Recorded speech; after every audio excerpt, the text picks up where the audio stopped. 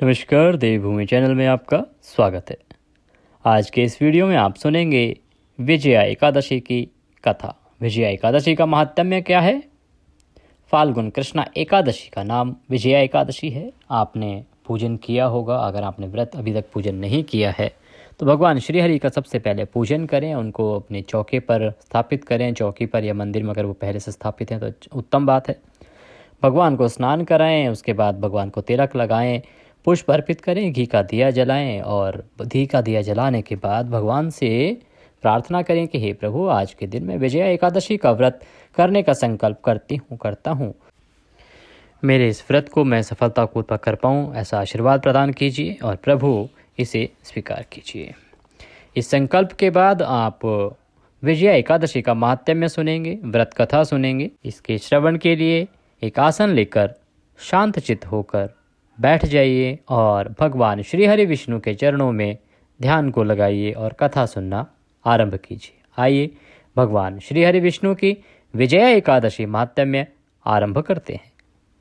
धर्मराज युधिष्ठिर बोले, हे जनार्दन, फाल्गुन मास कृष्ण पक्ष की एकादशी का क्या नाम है और इसकी विधि क्या है, सो सब कृपा पूर्वक कहिए। श्री भगवान बोले, हे राजन, फाल्गुन मास की कृष्ण पक्ष की एकादशी का नाम विजया एकादशी है। इसके व्रत के प्रभाव से मनुष्य को विजय प्राप्त होती है। यह सब व्रतों में उत्तम व्रत है। इस विजया एकादशी के महात्म्य के श्रवण व पठन से समस्त पाप नाश हो जाते हैं। एक समय देवर्षि नारद जी ने जगत पिता ब्रह्मा जी से कहा, हे महाराज, आप मुझसे फाल्गुन मास के कृष्ण पक्ष की विजया एकादशी का विधान कहिए। ब्रह्मा जी कहने लगे, हे नारद, विजया एकादशी का व्रत पुराने तथा नए पापों को नाश करने वाला है। इस विजया एकादशी की विधि मैंने आज तक किसी से नहीं कही है। यह समस्त मनुष्यों को विजय प्रदान करते हैं। त्रेता युग में मर्यादा पुरुषोत्तम श्री रामचंद्र जी को जब 14 वर्ष का वनवास हो गया, तब वे श्री लक्ष्मण तथा सीता जी सहित पंचवटी में निवास करने लगे। वहाँ पर दुष्ट रावण ने जब सीता जी का हरण किया, तब इस समाचार से श्री रामचंद्र जी तथा लक्ष्मण जी अत्यंत व्याकुल हुए और सीता जी की खोज में चल दिए।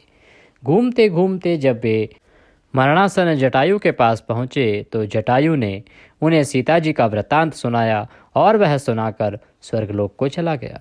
कुछ आगे जाकर उनकी सुग्रीव से मित्रता हुई और बाली का वध किया। हनुमान जी ने लंका में जाकर सीता जी का पता लगाया और उनसे श्री रामचंद्र जी एवं सुग्रीव की मित्रता का वर्णन किया। वहां से लौटकर हनुमान जी श्री रामचंद्र जी के पास आए और सब समाचार कहे। श्री रामचंद्र जी ने वानर सेना सहित सुग्रीव की सम्मति से लंका को प्रस्थान किया। तब रामचंद्र जी समुद्र के किनारे पहुँचे। उन्होंने मगरमच्छ आदि से युक्त उस अगाध समुद्र को देखकर लक्ष्मण जी से कहा कि इस समुद्र को हम किस प्रकार पार कर सकेंगे। लक्ष्मण जी कहने लगे कि हे पुराण पुरुषोत्तम, आप आदि पुरुष हैं, सब कुछ जानते हैं। यहाँ से आधा योजन दूर पर कुमारी द्वीप में वक्दालभ्य नाम के मुनि रहते हैं। उन्होंने अनेकों ब्रह्मा देखे हैं। आप उनके पास जाकर उसका उपाय पूछिए। लक्ष्मण जी के इस प्रकार के वचन सुनकर श्री रामचंद्र जी वक्दालभ्य ऋषि के पास गए और उनको प्रणाम करके बैठ गए। मुनि ने भी उनको मनुष्य का रूप धारण किए हुए पुराण पुरुषोत्तम समझकर उनसे पूछा, हे राम, आपका आना कैसे हुआ? रामचंद्र जी कहने लगे, हे ऋषि, मैं अपनी सेना सहित यहाँ आया हूँ और राक्षसों को जीतने के लिए लंका जा रहा हूँ। आप कृपा करके समुद्र पार करने का कोई उपाय बताइए। मैं इसी कारण से आपके पास आया हूँ। वक्दालभ्य ऋषि बोले, हे राम, फाल्गुन मास के कृष्ण पक्ष की एकादशी का व्रत करने से निश्चय ही आप विजयश्री को प्राप्त करेंगे। साथ ही आप समुद्र भी अवश्य पार कर सकेंगे। इस व्रत की विधि यह है कि दशमी के दिन स्वर्ण, चांदी, तांबा या मिट्टी का एक घड़ा बनाएं। उस घड़े को जल से भर कर रखें तथा पंच पल्लव उसके ऊपर रखें। वेदिका पर स्थापित करें। उस घड़े के नीचे सतनजा और ऊपर जौ रखें। उस पर श्री नारायण भगवान की स्वर्ण की मूर्ति स्थापित करें। एकादशी के दिन स्नान आदि से निवृत्त होकर धूप, दीप, नैवेद्य, नारियल आदि से भगवान का पूजन करें। तत्पश्चात घड़े के सामने बैठकर दिन व्यतीत करें और रात्रि को भी इसी प्रकार बैठे रहकर जागरण करें। द्वादशी के दिन नित्य नियम से निवृत्त होकर उस घड़े को ब्राह्मण को दे देवें। हे राम, यदि तुम भी इस व्रत को सेनापतियों सहित करोगे तो तुम्हारी विजय अवश्य ही होगी। श्री रामचंद्र जी ने ऋषि के कथनानुसार इस व्रत को किया और इसके प्रभाव से वो लंका पर विजय प्राप्त कर पाए। अतः हे राजन, जो कोई मनुष्य विधि पूर्वक इस व्रत को करेगा, दोनों लोकों में उसकी अवश्य विजय होगी। ब्रह्मा जी ने नारद जी से कहा था कि हे पुत्र, जो कोई इस व्रत के महात्म्य को पढ़ता है या सुनता है, उसको वाजपेय यज्ञ का फल मिलता है। इति विजया एकादशी महात्म्य संपूर्ण। बोलिए भगवान विष्णु की जय, बोलिए रामचंद्र महाराज की जय, बोलिए ब्रह्मदेव की जय, बोलिए कृष्ण कन्हैया लाल की जय। इसी के साथ एकादशी का ये महात्म्य यहाँ पर समाप्त होता है। आप इसके बाद भगवान विष्णु की आरती करेंगे। आरती करने के बाद भगवान को भोग लगाएंगे और भोग लगा के फल का प्रसाद अपने बंधु बांधवों में वितरित करेंगे।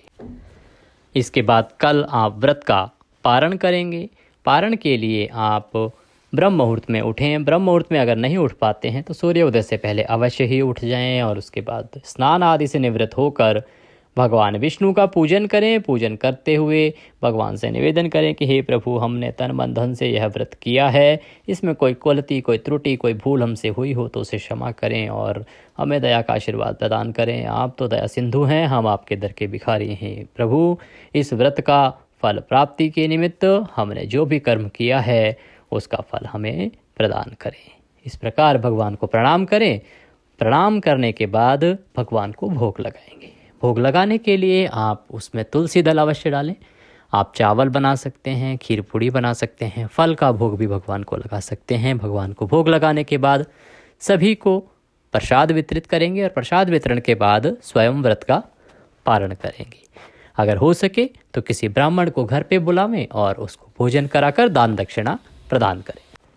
अब बात आती है कि पारण करना कब है, व्रत का पारण होगा कब। देखिए, अगर आप व्रत कर रहे हैं 6 मार्च को तो व्रत का पारण होगा 7 मार्च को। समय रहेगा दोपहर को 1:43 से और 4 बजे तक शाम को। अगर आप व्रत कर रहे हैं 7 मार्च को तो पारण का समय रहेगा सुबह 6:38 से और सुबह 9 बजे तक। इस समय में आप पारण कीजिए और भगवान श्री हरि का आशीर्वाद प्राप्त कीजिए। आशा करते हैं हमारे द्वारा दी गई जानकारी आपको अच्छी लगी होगी। वीडियो अच्छा लगा हो तो उसे लाइक अवश्य करें। कमेंट बॉक्स में जय श्री हरि लिखना ना भूलें, इससे भगवान श्री हरि की कृपा आपको अवश्य ही प्राप्त होगी। चैनल पर नए हैं तो उसे सब्सक्राइब अवश्य कर लें ताकि इसी प्रकार की जानकारी आपको समय समय पर मिलती रहे। आज के इस वीडियो में अभी के लिए इतना ही। हमारे अगले वीडियो में फिर होगी आपसे मुलाकात। तब तक के लिए जय श्री हरि।